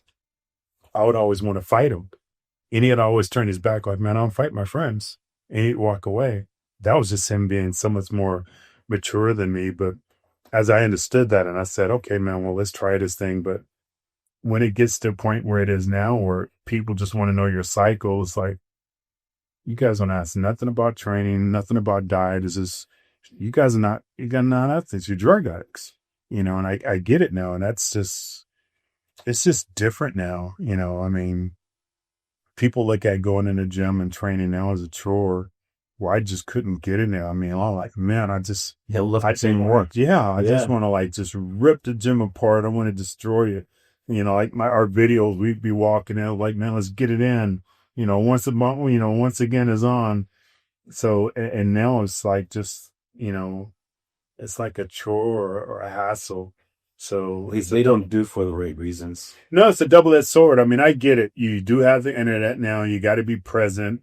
You got to post. You got to be valid. You got to be relevant. But I don't know. It's a good and a bad thing. In some ways, if you overall look at it, there's people out there that can make a lot of money and they never have to go on stage, which meaning they don't ultimately have to put themselves in harm's way like we did. You can look great. Anybody can do it off season and look great. But it's like when you start dialing in to the point where you want to stand on a international stage in the underwear, you got to change your look. It's not just walking around in tights and a tank top. So they don't have to take themselves to that dangerous area. But on the other end, I get it. I accept it. It's about money. It's about making money. And, that's where I always looked at the sport of bodybuilding, where I'd always be like, man, I do shows because I can make money. And everybody else would angry like, no, man, this is a sport. Like, no, it's a job for me. It's how I like take care of myself and feed my family, and some people, I'd do this if it wasn't no money. I'm like, I wouldn't, because I need to make money. I would be doing something else, just like I was going to quit, after losing to Mike Matarazzo, Mike Matarazzo in 91 at the USA. And then I went and lost to Kevin LeBron in 91 at the Nationals. I'm like, man, I'm going to get this one more shot and I got to quit. I got to make money. Rico and Chris were like paying for my food. We go near its firehouse and they sit there and argue over who's going to put in more money to pay for my food. And I was like, man, I can't live like this anymore. I got to go back and be a police officer again. I got to make money. So it's fortunate that I made it. And that just triggered, no, this is a means of making money. And the better I do, the more money I make, so, yeah. Let's get back to Joe Weider, because, I mean, a lot of people say he made bodybuilding. He's the reason why this all got so big. Like, what was really, in your opinion, his influence in, a lot of people also say he's irreplaceable and he hasn't been replaced and we would need someone like him. What are your thoughts on that? Is that, like, would you agree with that? Yeah. All true. I was an arrogant little kid, like you said. A good thing for you is that things happen in increments, where for me it didn't. It was like just being just ungodly poor and just going from the next year of just making just more money than, my first 2 pro shows I won. So the Ironman was 10,000 back then. And the Arnold, I think, was 70,000. So I made 80,000 in 1 week. That's more than I ever made in my entire life. That's more than my mother and father had ever made, period. So that just propelled me into just an unknown of just a whole different lifestyle. So for some people, maybe they can handle it, but you look at most athletes, they can't. They go and splurge their money. Even Big Shaq talk about, he went out and bought Rolls Royces for his family members. And then he ended up finding out what the IRS is all about. And he was out of money. So that happens for a lot of kids, but No, Joe, he was no. It was just it's sad because no one gets to experience that anymore. I mean, just going up to the Weeder office, looking. Where exactly was it? It was in Woodland Hills. Okay. Yeah, it was in Woodland Hills, and just walking through the doors, man, and meeting his secretary and sitting out. There's a hallway where you sit out in these massive double doors. I've seen videos. Yeah, you sit out there and wait, and then he call you in, and just all these different artifacts all over the room of just history, and just him himself and his voice, and we just knew, well, you can't go in there and see him without posing. I mean, that's just how much he loved muscles. Like, you can't ask me, what do you look like right now? So it got to the point where we'd go up there in suits and ties because we knew we're all out of shape. We're like, take that shirt off. What do you look like? Oh, God, man. But no, I mean, and he was great to me. He was actually great to me. And I used to challenge him, like, Joe, I'm winning all these shows. Why don't I get more covers? And he sat me down and he explained it in a way that I understood, but it just broke my heart. He's like, Flex, you got to understand, in Europe, you're on, magazines more because there's not a lot of Black people. You guys aren't that powerful there. But here in the United States, he goes, take like this. He goes, okay, I'll put you on to cover up Muscle and Fitness. If I lose money, you give me that money back. If I make money, then you prove you're right. And I'm like, I can't afford that. He goes, exactly. I can't afford it. It's not going to sell. And that just broke my heart. But when he said it business-wise, I understood, but I'd be on magazines all over the world on covers. But I think, Flex Magazine, I think I had 3. And Muscle and Fitness, I never had 1.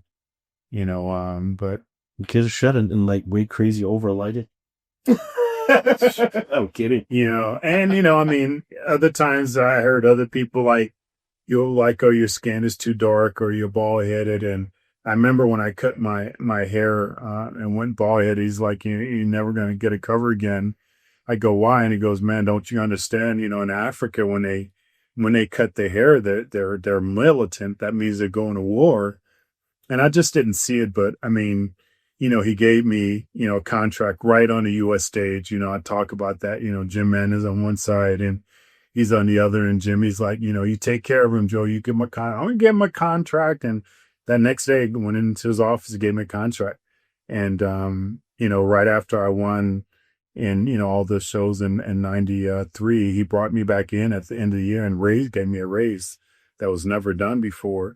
But then it stayed at that, and, there's pros and cons to it. When I got into my car accident, I talk about, we didn't even know if I was going to live, but when I got home, back then it was faxes, it was a fax in my facsimile that was dated while I was still in the hospital that I was released from my contract. And I remember calling like, Joe, I'm like, come on, man. I'm like, dude, I was in a car accident, and I pleaded with him and he instilled half my contract back. I'm like, how do I live on half of this? And he goes, you need to figure it out. You need to figure out on how to get back on stage. So he ended up getting back on stage the next year and winning the Ironman and losing the Arnold. And he's like, you're not there yet. I go, Joe, I'm like, I was able to come back after 4 months and win a show. There's probably 10 people behind you that had Yeah. a contract. And he goes, and I said, and I was even able to place second in the Honor Classic. He goes, yeah, but we expect more from you. You're not you yet, and, I just couldn't get that. And found at the end of the year, he had reinstated it fully. But, there's pros and cons to him, but nobody's perfect. But we wouldn't be here if it wasn't for him and Ben. There would be no sport. There'd be, back then, you imagine he had probably at least 30 of the biggest names in the sport all under contract paying us and flying us all over the world and stuff like that. So, if I understand it correctly, he never made any money, from the magazines because he gave us so much. But he just loved the sport so much. So is there somebody now that who is that dedicated? No, right? And there isn't, I get it. There's more companies now, but even back then, he forced other companies to have to start paying athletes because he was paying us, and that you couldn't get one of us unless you paid us more. Where now you got companies like, we'll give you free product. Yeah. And for him, it was like, come in, get whatever you want when you want, because obviously we're going to use it. We're going to talk about it and have pictures with it. Where now they think that's like a commodity. It's like, of course you want me to have your product because you want me to wear it and be seen. Where now they look at it as a form of pay because there's no competition now as far as paying people anymore. So, those days are dead. But then again, like I said, you have the opportunity of making more money than, Mr. Olympia by just having a huge following, so. He had more of a monopoly, so I think there wasn't that many other competitors in terms of products. No. And now there are so many, and they're like, well, we need to see the ROI. Yeah. So when you make the sales, you can get the salary, but before, we give you product, let's see what you can do. Yeah. And then you have to be an advertiser. I get that. Like when I left and went to Biochem, that's the company that I left Weider for, for him to even get me to come over, he like guaranteed me a 3-year contract where Joe was year to year because he wants to see how you perform. So I was given a 3-year contract and I was given triple my pay, and it's like, they're like, we want to treat you like a real athlete. So you're going to fly first class everywhere. You're going to have suites everywhere you go. And they're like, I'm like, okay, how many appearances? I'm like, oh, only 4. And I'm like, so Joe used to have us do just however, it didn't matter. I was like, wow. And I knew I had a big, like, way of doing appearances globally because I've been doing it for Joe. So I was like, well, how about if you guys want me to do more than 4, just pay me $1,000. So I ended up just doing like freaking crazy amounts of appearances. But at the end of that, after the end of the 3 years, they didn't renew it. And I was like, well, they did, but they wanted to give me half the amount. And my stubbornness, the amount of money I was making, I could have settled and took for that half, but I was like, no, I need to see my own value, and I asked him, I was like, cause it literally told me, goes, you've increased our sales by 98%. And I was like, wow. And they told me at the first year I was with them, like, our sales increased by 98%. Mm. So when we were renegotiating, like, we're only going to give you half. That's like, well, but I thought you did. He goes, but it's not in the contract. He goes, it's not in personal flex. It's a business. And I'm like, I just see a better way of doing business. I'm like, okay, if I had said, hey, if I increase sales by 10% and you guys continue renewing my contract, would you have done it? He goes, yeah. He goes, but it's not in the contract. He goes, the amount of money, we're paying you flights. We can go and hire 10 flex wheelers now. I'm like, you can go and hire 10 athletes, but you can't hire 10 flex wheelers. But that's what it transfer over to. And it's like, well, we don't actually need a flex wheeling anymore because we're equal to your power. You brought our name up visually where we can just hire guys now where we can be the power and make them more powerful. And that's what it is now, so I get it why, some cats just don't want to go into having compete and diet and putting their health at risk and everything when they can just look really good and post videos and make, a large amount of money. And then I get the other side of the street where they're like, man, it's not fair. You guys built the sport and here these guys are not even having to go on stage and they have a line wrapped around a corner, and you guys have just a normal line. I'm like, well, I mean, it's, it is what it is. They work more on the other side where it pays off more. Yeah. And it's just, when it comes down to it, it's about dollars and cents, right? That's what the companies are doing, making money.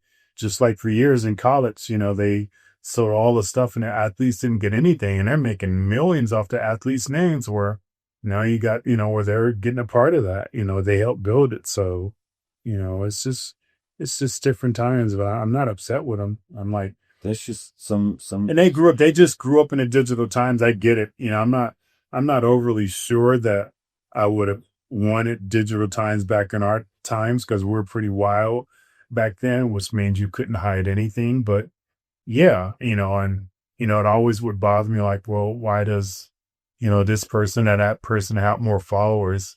And I remember I was talking to Ulysses, Ulysses, everybody knows him. He's like, he goes, I grew up, watching, I grew up learning how to pose.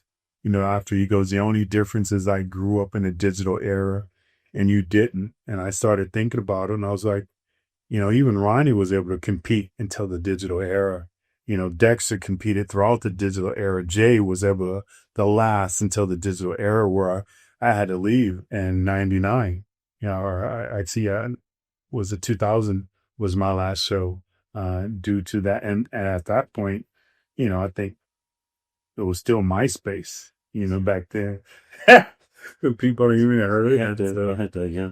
Yeah. So it is what it is. But, the truth is the playing field is even now. I do have the ability to be digital and known like that. I just don't really like put that much into it, where I should if I wanted more out of it. Do you, if you look at like nowadays era, and do you see someone nowadays that you really like and that you feel, has that 90s look where you feel coming up, someone that could bring that back? Because I feel that was a different look somehow. Yeah, it was.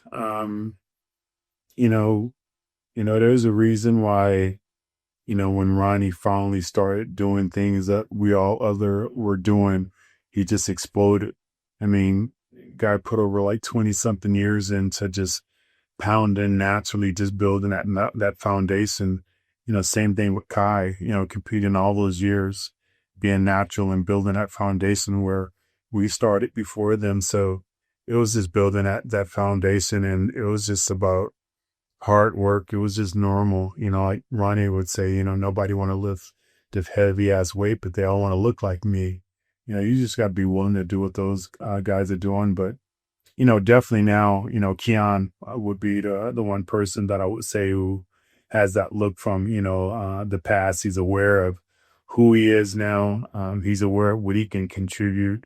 And from the time, I see him almost all the time in the gym, and I just like, man, and just, when I discovered him and started trying to help him and everything, I knew that he was natural. And I was like, at that point, he wanted to stay natural. He was a Blackstone Labs. Yeah. PJ, I remember watching those videos. Yeah, and you're doing like guillotine press with him. And I just, in my wildest dreams, I would have never imagined that he looked the way he does now.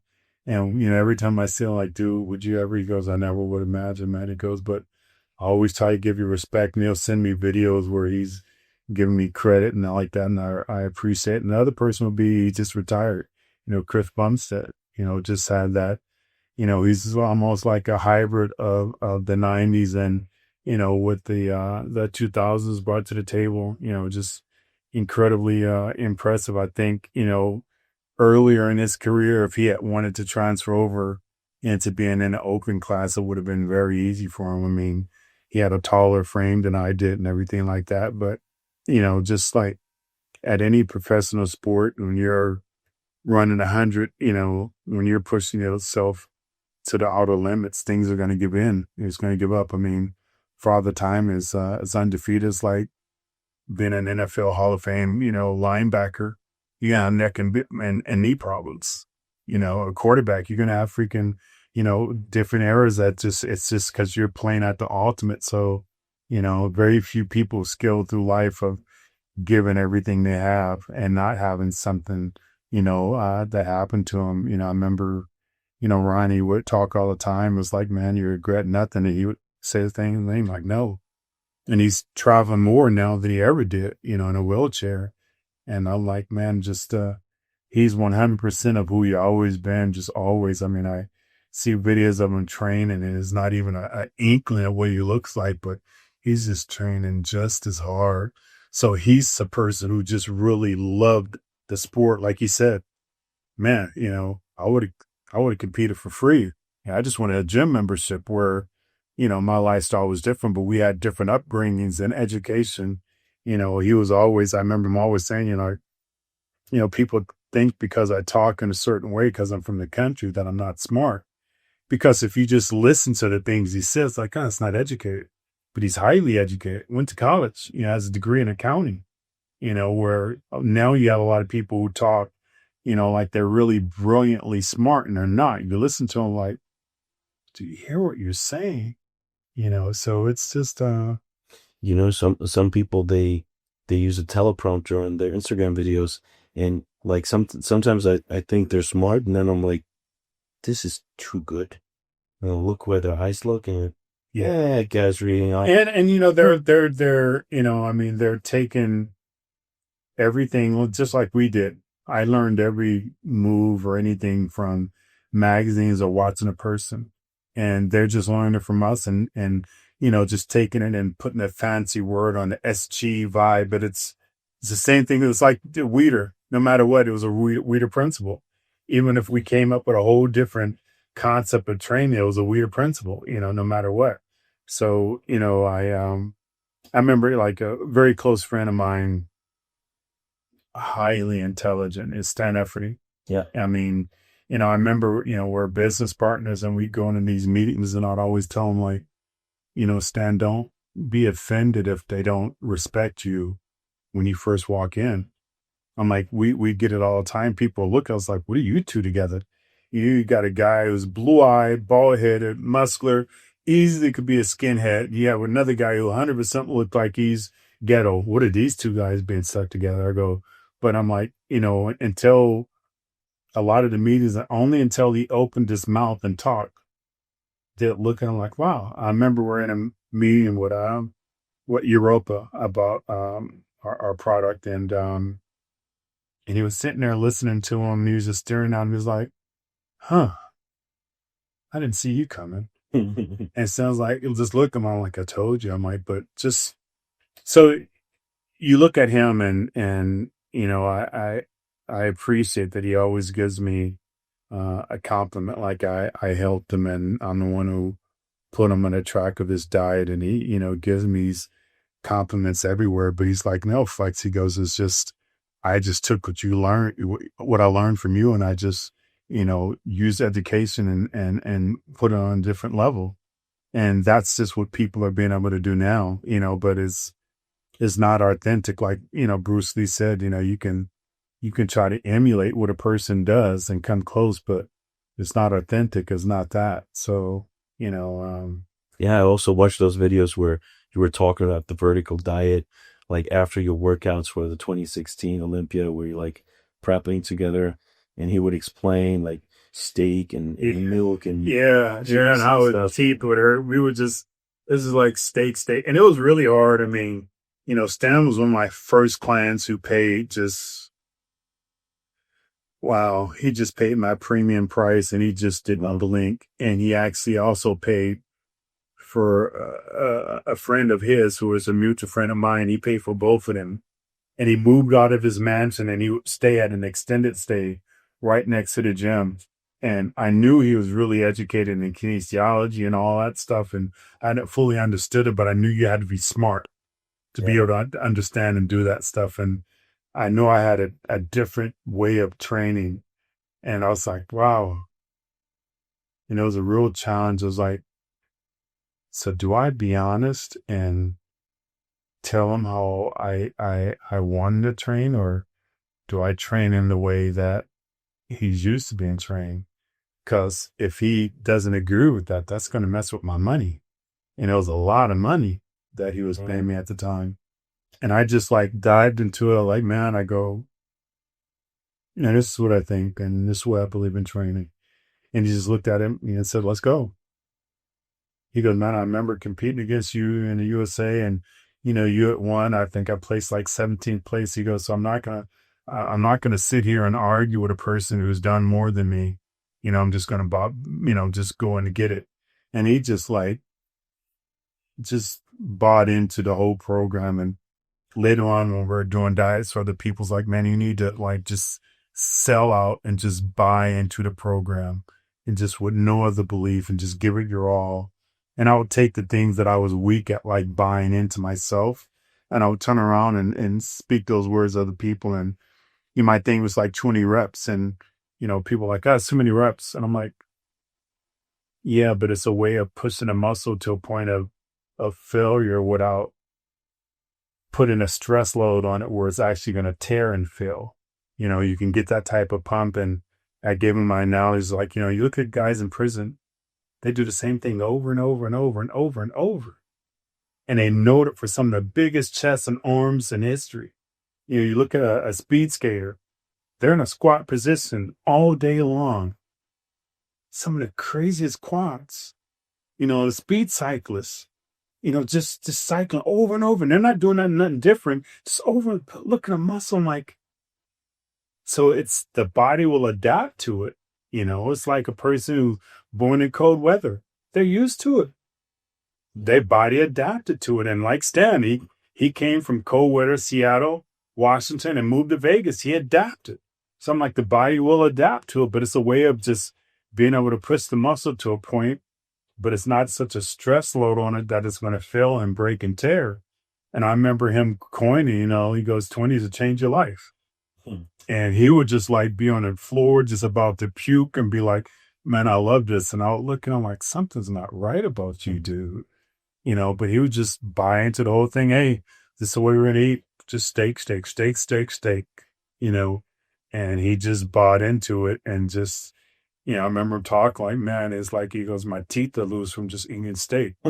But we weren't eating a high grade back then. We'd go to Sizzler, after training and eat steak there and everything. But, so it was just someone being more advanced in education that I was able to take my thoughts and put them in a different light and then be able to speak on a highly educated way, that only other educated people would understand.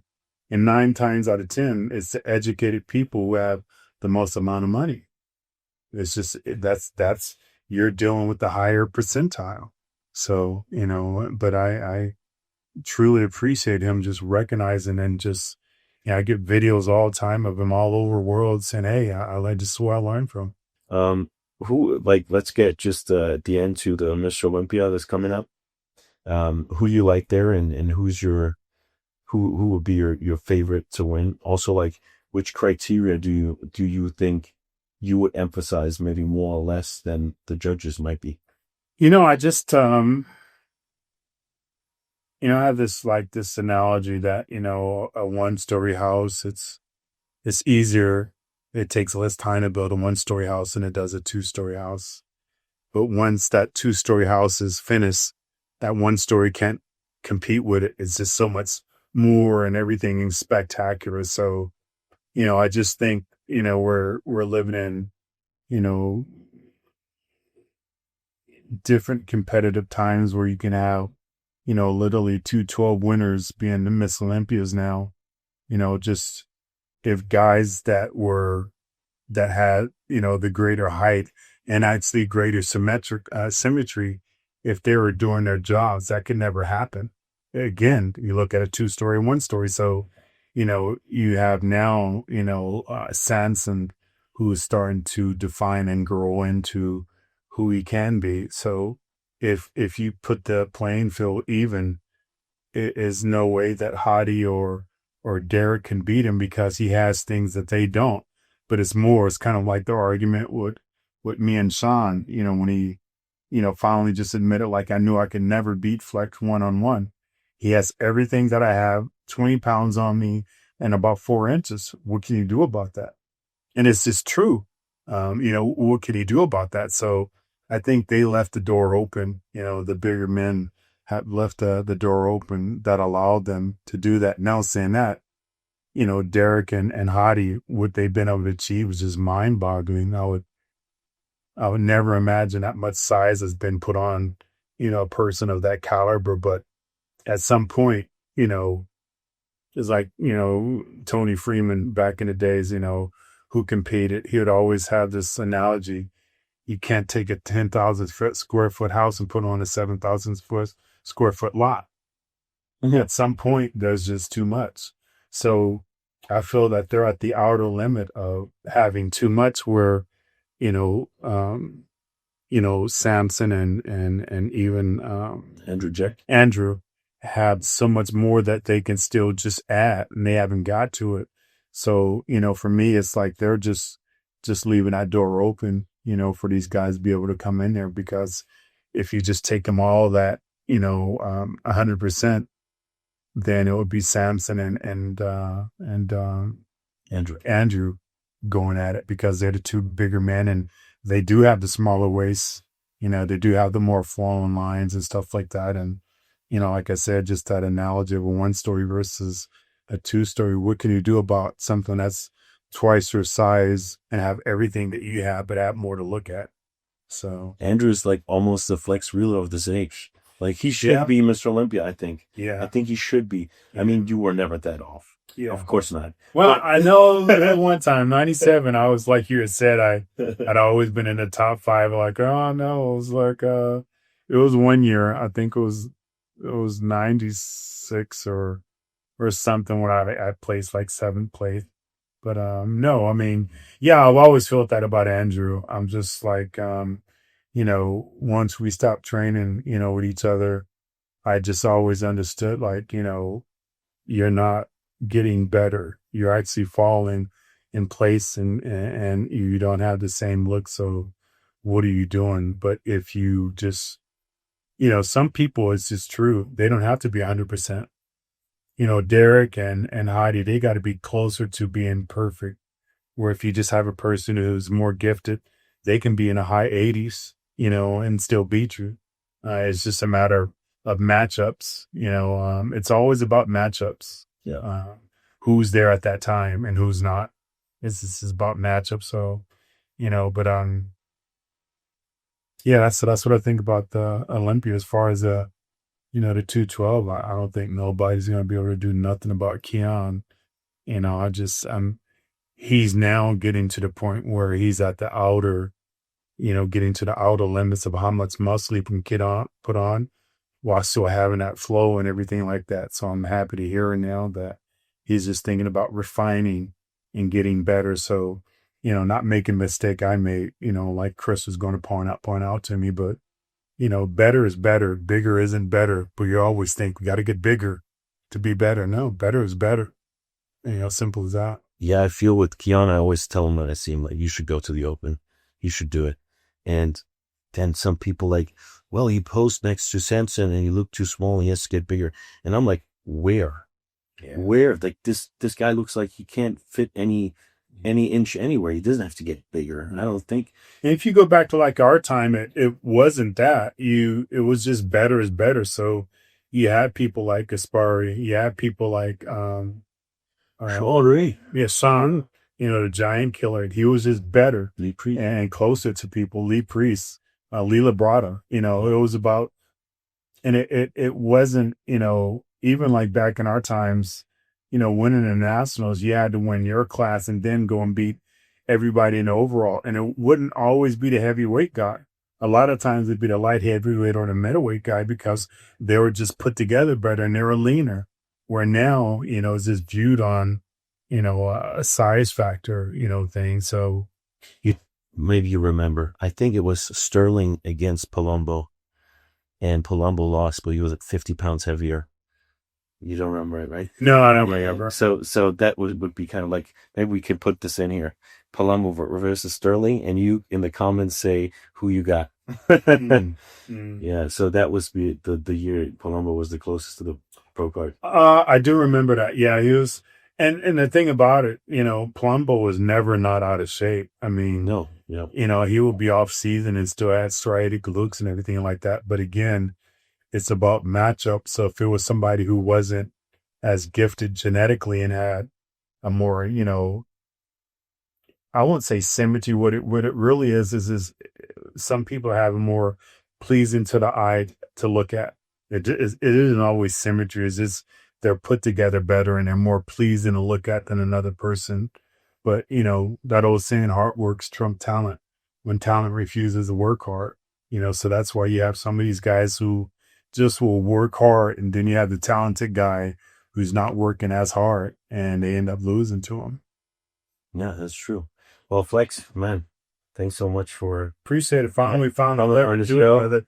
Yeah, Yeah, sorry for putting you off on so many times, but I knew we'd get it done one time. So yeah, it's great, but man. I think it's a perfect point in time. I think things sometimes they go wrong, and then you find out, well, the thing that followed after would have never happened, and that just happened to me. I wouldn't have done the Pittsburgh in New York if I could have competed in Germany. So, but I failed to register on time and it was bumped a little bit, but then like, F it. Like I signed up right away for those shows. Best thing. It was an amazing experience. Everything. I'm like hyped up. I'm so excited about bodybuilding. And like sometimes things just work out. No, I truly believe that. I just I'm a firm believer, that our lives are written already, but it's up to us to be obedient. It's like having a kid, and you just having all these things that you want your child to achieve, and this, that, and the other. And as long as they're obedient, those things that happen. But they have the ability to make a choice, and they might choose like, I don't want to do that. I want to live this life. So it's just about choices, and and just things aligning up to the way you want and looking at the bigger picture. Short term, I'm angry, didn't make the show. God dang it, I was dying for it. But you look, you open the horizon a little bit more, like, wow, this was meant to happen this way. And at the end of the day, certain things are just meant to happen, and others aren't. That's why I'm just completely comfortable with not winning an Olympia. I mean, like, winning an Olympia and then passing away, which do I prefer? And the bigger picture, for a while, I was angry. When I took out those medallions, I was pissed. Yeah. But only at that point, did I realize, because we all been at shows where they'll make a mistake. They'll give first place to one person and the other person's second place. So the person's second place is upset and not happy. And the person who won is happy, like, oh, we made a mistake. And they change it. Now the person who was happy was first. They're upset, and the person who was upset is now happy. What changed that? Just the acknowledgement from the judges. So it just dawned on me. It's like, wow, no, I put everything into this. I feel I'm number one. You're not going to suppress me by putting like these weights on me of holding me down to believe that I'm not good enough just because you say so. Like, no, man, it's my work, what I put into this. And what I feel I look at, I believe that I'm number one, and I'm not going to allow you to persuade me.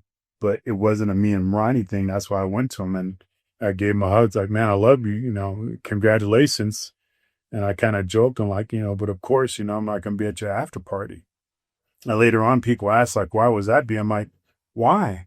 I'm not going to be happy. Yeah. And my best friend is freaking happy. I mean, how do you like enjoy himself and look over and see me like sitting there sulking? No, freaking stay in my room to eat my pizza and lick my wounds and get ready for the next battle, So, yeah, I just believe that, brother. But I'm proud of you. I just want to say I'm proud of you, man. Oh, thank you. What you've been able to accomplish, and you doing it and learning all this digital stuff and, all the setups and all that stuff. I'm really proud of you, man. I'm really, proud of you, what you're doing, and just, praise you and hope you're able to continue, get more sponsors, get more visible, and get a bigger platform. That'd be great. Thank you so much, man. Yeah, definitely. Especially you just coming from another country, and just a limited time you've been here. Like I said, those opportunities are for all of us. Some of us just, grasp and go after, and some don't. So you just took the opportunities you had, you learned, and you're excelling now, and it's showing. I mean, I see your videos and some of the people you're able to interview, and I'm like, wow, that person interviewed one. I'm like, wow, Big Steve interviewed one. Like, oh my gosh, So yeah, you've come a long ways, bro. I'm proud of you. Thank you. Yeah, I appreciate this country a ton. It's given me everything, and I hope people will come together more and see and want to see the whole country win. Yeah. And not be like too divided about it, because I just want to say one political thing at the end, because everyone likes to see who doesn't like, let's say Trump likes to see him go down. But I'm just like, if he goes down and he projects a bad picture of America and the world, or they don't take us seriously, it's bad for all of us. I like no matter who would have won in 2020, I would have rooted for him to make all of our lives better. I didn't want Biden to fail, and the same with Trump. I don't want them to fail because they're going to fail us. Yeah. So why don't we just think about that? Like, let's root for them. Yeah. No, I agree. I say that all the time. I'm like, even to have a red and a blue country is already divided. They're never going to meet, so how can you be about one country when you're divided in your thoughts? You need to be together and move forward in that. So, I don't really care. I'm not really a Democratic or a Republican. I'm just a realist. If you're for this country and you're for the people of this country and all the ethnicity that we have, which makes our country so different than every other country because we allow foreigners to come in and flourish. If you're for that country and for the nation, I'm for you. If you're not, you're not. Doesn't matter whether you're black, white, or whatever. If you're for good, you're for good. If you're for evil, then, I'm not with you, period. So, I just think, it's some very sad times right now and what we're going through, historically and as a country. But, again, with my beliefs, I understand, in the Bible, it's written that times are going to get harder. They're going to get worse. So it's going to happen, so, but yeah, I agree. Just, if you're for the country and you're trying to help, then great.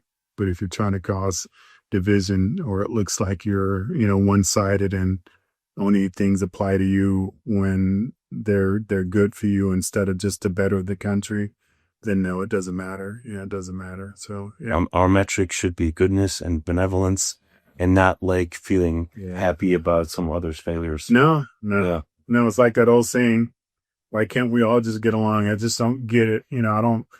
I've been to almost every country and just, been in just third world countries and, high, expensive countries. And I just don't get it. I don't get it.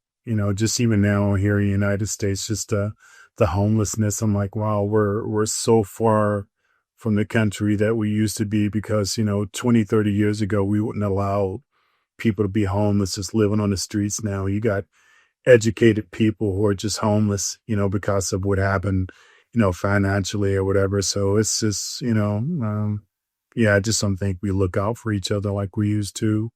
We're just living in some really, difficult, dark times right now. But, things are meant to happen. History is written already. We're just following it and being, players and trying to play our role in what we're put here to be. Everybody's given strengths and weaknesses. So therefore we're all equal. You might be smarter in this way, but you're hindered one way. You might, I'll end it by, I used to, as a parent, we're going to talk about our kids, as a parent, I used to think like, wow, I don't want my kids to struggle like I did financially. And I would always try to get them all these things. And, and now I see in some ways I failed them because I gave it to them too easily. Coming from an environment where I had to struggle, it just refines a person. It treats them to deal with obstacles. So when you're making things so easy, for someone, you're actually hindering them and growing. But, that's the reason why you have some rich kids who just want to be like ghetto and slang, sag their pants. And then they come from great background, people rich. And then you have some people who are just like, from the slums of the ghetto and they want to have nothing to do with it and they find a way and they get educated and they persevere. And so, I just believe that, at whatever point in time that we're aware of good and bad, the parent is just a role player in their life because a child knows that they can either do this or not do that. And that's proof by having, the example I just said, rich families where kids just want to be like murderers and all these horrible things, and kids who are born from that, like, I don't want no part of this life, I want to have a better life. So yeah, it's just, being respectful, cut your backyard, not worried about your neighbor's backyard, trying to just be the best person you can be. And I think just we all truly just try to just be the best version of we could. We wouldn't have to worry about nobody else. We'd always be helpful, was always helping someone else. But yeah, just everybody globally, who's watching this, as I always say, I love all you guys. I don't care what race you are or what God you believe in, the color of your skin. You know, we're all just human beings.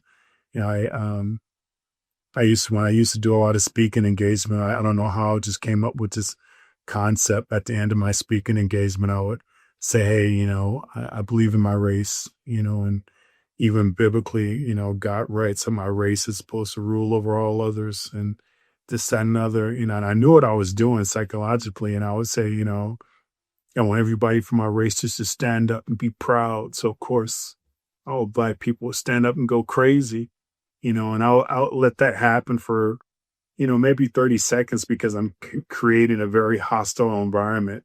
You know, at any point, you know, a bottle can be thrown at me by some other race. And then you said you meant the human race. Yeah, and I was stopping like, I'm sorry, you misunderstood me. You know, I meant the human race. So everyone who sat down, I showed who they really was and what they were really thinking, or else they would have stood up. Well, they could have mistaken you, but yeah. But it showed what they were thinking. Yeah. It was, I said the race, Yeah. you know, which was, you know, evident when I said the human race, and everybody who stood up who went crazy, you know, identifiable what your real deep thoughts was. But no, it's just one race here, man. It's just one. It's just the human race. We're all freaking attached to each other, you know, globally. So it's just my simple way of looking at life, you know. So, but yeah, but again, I think that's the right way. All right. yeah, but again, man, I'm proud of you. Thank you so much for inviting me to have you as a guest. Pleasure. I appreciate it, brother. Likewise, same to you. Yeah. Well, you're not powerless. Do your part. Goodbye.